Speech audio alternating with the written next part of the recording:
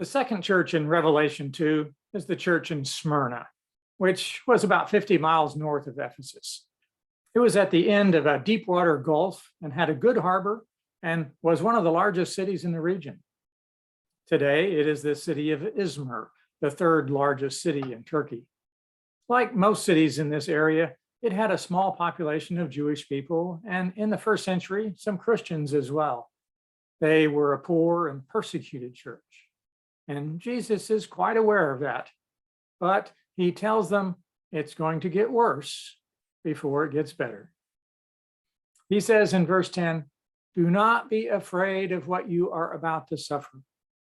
I tell you, the devil will put some of you in prison to test you, and you will suffer persecution for 10 days. That may be a symbolic number rather than an exact one, representing a short duration or even 10 years. There's no way for us to verify exactly how long the persecution actually lasted. But the point is that Jesus says they will be persecuted.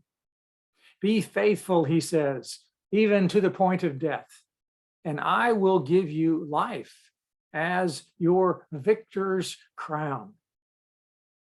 People are going to be killed.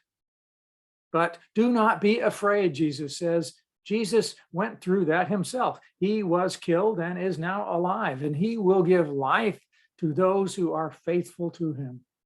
They are like winners in a foot race and will be given crowns like the winners in the ancient sporting competitions were. They will be rewarded for being faithful. Verse 11, whoever has ears, let them hear what the Spirit says to the churches.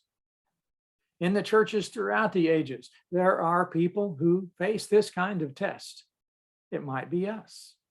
We do not know for sure, but we need to listen and we need to be faithful even to the point of death. Jesus ends the letter with, the one who is victorious will not be hurt at all by the second death. We will be given eternal life with Jesus, the King of all creation.